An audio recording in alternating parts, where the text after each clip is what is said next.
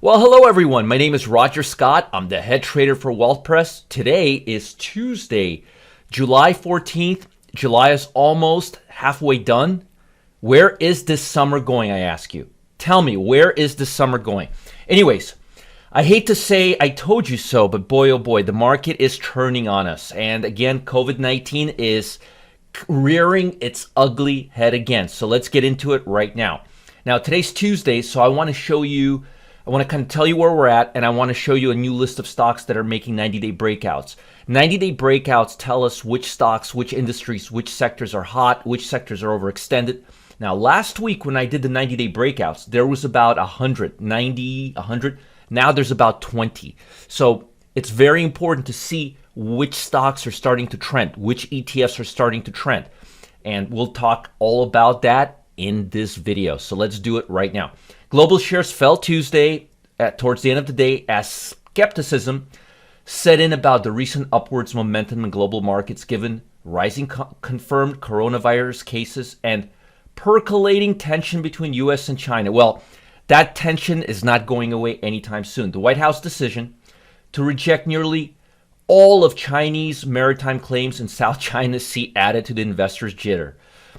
It would be so nice. This is just my 5 cents, but it would be so nice if we could just avoid all these issues with China till this COVID-19 is resolved. I understand President Trump is hot and heavy for China. I totally get it. I respect that. But the markets are so unstable right now. Let it pause a little bit. It's like, stop going for the jugular. One indicator of how bad the regional damage could get came from the advanced estimate of Singapore's gross domestic product, or GDP, for the second quarter. This is very interesting. It showed a 12.6% year-on-year contraction, confirming Singapore's worst recession ever. On a quarterly basis, it fell 41%. Folks, we're deep into this COVID-19 mess. In a bit of encouraging news with all of this, China's trade improved in June, a sign that the world's second largest economy, where the pandemic, after all, started, is recovering. I'm not trusting China, though. They're slippery rascals. They say one thing one day, another thing another day. It's too manipulative. But its exporters face threats, including tension with Washington and weak demand amid the pandemic. Chinese imports rose 3%, while exports edged up 0.4%. Not really anything crazy. I'm looking for the exports to start moving. That's when we will know that China is at it again. They had both contracted in May. Manufacturing is recovering in China, but consumer spending remains weak. Well, I want to see their exports increase, because the truth is, if their manufacturing is recovering, we should see a better number in their exports. And I'm waiting for the export number to start coming up. That's when I'll truly be convinced that they're back to their regular shenanigans. Now, we had the CPI came out. Now look at this. It came out at 0.6. For the first time in 63 years of records, and reflecting the impact of virus effects, the core CPI in May posted a third straight decline.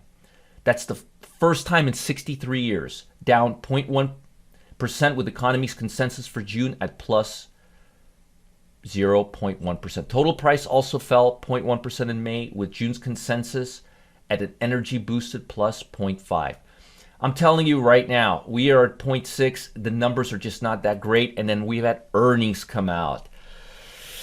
Earnings for Wells Fargo. Bank stocks are reporting. Wells Fargo lost $2.4 billion, the first quarterly loss for the bank since the real estate crash in 2008. That's awful. This is bad. Wells said that it set aside an additional $8.4 billion for loan loss provisions. The money set aside to cover potential bad loans more than double last quarter's $3.8 billion as the effect of COVID-19. That is terrible. In the first full reporting period under COVID-19, the San Francisco-based bank had revenue of $17.8 billion in the quarter. That's terrible. From $21 billion from the same period in 2019. The results fell short of Wall Street's expectation of $18.4 billion, which was lower than usual due to the COVID-19. Wells also said it would reduce its third quarter 2020 common stock dividend to 10 cents. That's bad. When big banks are reducing their dividend, it's bad. When they're having the worst quarter since the 2008 crash, that's bad. Now let's look at the S&P 500. Yesterday we huffed, we puffed. It looked like we were going to break out, and the market didn't do anything. And I've been saying this all the way since here. It's been about 2 months. We are going to be hovering near the 50-day moving average. We should be thankful that we are actually above the moving average versus below the moving average. But I believe we're going to be going down, and I'll tell you why. And I've been saying this since day one. I'm going to show you something. I know I've been saying it over and over and over, but I want to show you this. Momentum levels. I love my momentum levels. They never lied to me. You see that? I drew this back in the day, just like I drew this back in the day. Notice anytime we go above 83 percentile, what happens? We've done it in the last 15 years, once, twice, 3 times, 4 times, 5 times, 6 times, 7 times, 8 times. What happens every time? We go back to neutral or low. We go back to the 30th percentile. And if you look, let me show you something. If you look at the NASDAQ, oy, oy, oy. Oh, let me show you the NASDAQ 100. It's so much worse even. Look at this. It's just beginning to come out. It's still in danger zone. It still has so much more to go. So because of that, I think the stock market is going to cool off, and we're going to see defensive assets make higher highs. Now, with that in mind, let's look at 90-day breakouts. Last week we had, I think, 90 or 100. Actually, let's take a look. We don't have to guess. We can go back a week ago. 201. We had 201 stocks making 90-day breakout. This is a week ago. Remember, I was showing you all the stocks. I thought it was 90, but it was 200. Maybe on Tuesday. Let's see. Anyway, let's go 4 days back. Maybe I'm mistaken because I think we did it on Tuesday. Yeah, 104. We did it on Tuesday. We did it on Monday. So Tuesday, July 7th, there was 104. I thought it was 90-something, close enough. But now, today, we've got 22. A lot less stocks are breaking out. And the ones that are breaking out look like they're overdone. Look at how stretched out semiconductor is. Look at how stretched out this looks. Yandex still looks pretty good. Run is stretched out. This is sideways. Wholesalers looks okay, actually. BJ's looks okay. Sony looks overdone. Arrow Research doesn't look too bad. Silver looks like it can go more upside. Herbalife looks like it's got a nice little breakout going. Schwab looks like it's setting up for another congestion run. Lehman looks like it's pretty strong. But notice all the tech stocks that we had last week. They're no longer on here. Look at this Atlas Air Holdings. Anyhow, you could see there's literally 20 stocks. And last week, there were 100. Now, I want to look at gold. Remember what I told you? It's time to get defensive. Now, let's look at the gold market. It's hard to look at line charts. So if you look at a 3-month high, 6-month high, gold is definitely breaking out. Gold is near highs. Let's look at a 5-year high. Highest price in 5 years, 10-year high. Not quite, but we're almost at the level of late 2012, which would put us at the 173. So my suggestion would be to put a buy stop or an alert right around the 175 level on the GLD ETF. Again, I'm seeing less stocks breaking out. I'm seeing momentum levels decline. Overall, I'm expecting congestion or consolidation.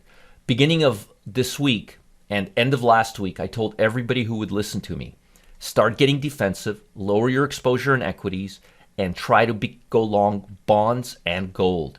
Bonds and gold have been rising. They've been moving a little bit higher. They haven't been declining. And I'm expecting more upside on the bond market with the stock market moving lower and more upside in the gold market as well. Looking at the major indices, let's look at the major indices and let's see what's leading right now. Again, I'm just trying to give you guys a good picture of what to expect. And right now, everything is pointing to weakness. eBay still leading, Amazon, PayPal, my top 3 stocks, BMD, DXCM. All the stocks that were leading 2 weeks ago are still leading. As far as new stocks on the radar, I would avoid the cheap stocks for now. Let's see. Now, same old stocks. Chipotle's making higher highs. I like Now quite a bit. I like CDNS. I love ABMD. I love eBay right now. PayPal's good. Amazon is due for a little pullback. Autodesk is killing it. This is new. Lennar Homes, that's new in here. We got to start watching Lennar. Let's take a look at Lennar. Not bad. Not bad. Let's look at it. Let's look at it over time. Looks like it's breaking out pretty good. Home sales, because of interest rates, I'm expecting more home sales. Mortgage applications are rising. So Lennar may be a good stock to take a look at. Lennar Homes, let's see, any other stock that I'm seeing on here? Not really. Regeneron was the top. Now Regeneron is down here. ABMD is moving higher. DXCM was the top stock. Let me show you this a week ago. See, DXCM was the top, eBay, Amazon, PayPal, ABMD, and I was saying how ABMD is moving higher. We had Nvidia, we had West, we had Netflix, Chipotle. See, Lennar's not on here. I'm not seeing Lennar. And now, looking at it today, notice how we have a change, but still not a major change, but some change. This Tractor Supply company is doing really well. Apple's starting to bounce back again. It wasn't really doing great last quarter, but it's bouncing back now. I love the stock ServiceNow. I love Nvidia right now. It's the new FANG stock. It's now has larger market cap than Netflix as of last week. Adobe's looking good. Regeneron I still like. Clorox is moving a little down. DHI Horton is looking like it's moving up. And if we're seeing Lennar Homes, we should be seeing Horton up there as well. I would stick to these stocks here. eBay, Amazon, PayPal, ABMD, DXCM, Nvidia, Netflix. I don't know about this FCX. I don't know. I have to take a look at it. It's new in here, and I'm not familiar with it. Tractor Supply looks great. West Pharmacy, Chipotle's been looking good. Apple's starting to make up. This stock is great. Now, I would say out of this list, my favorite stocks are ABMD, Dexcom, Nvidia, Netflix, Apple. Again, I wasn't hot on Apple last quarter.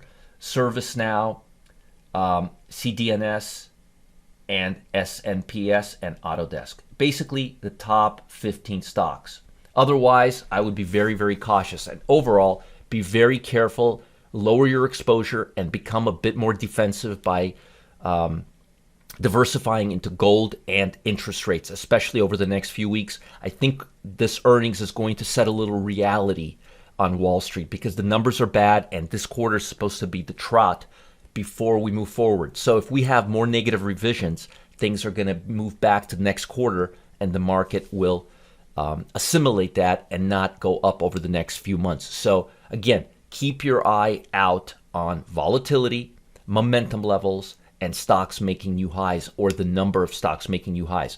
We had over 200 stocks last Monday making 90-day highs, and right now we have 22. All right.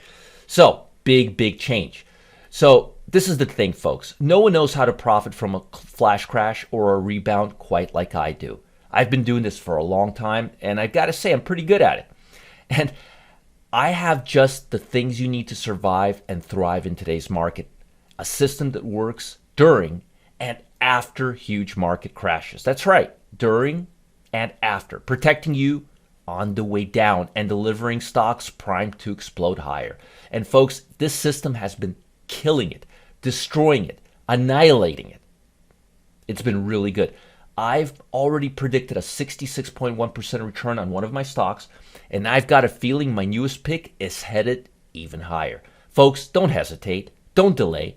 I have a feeling it's going to be a good one, a real good one, especially in this market environment where you have to diversify and have clusters and be a little more defensive.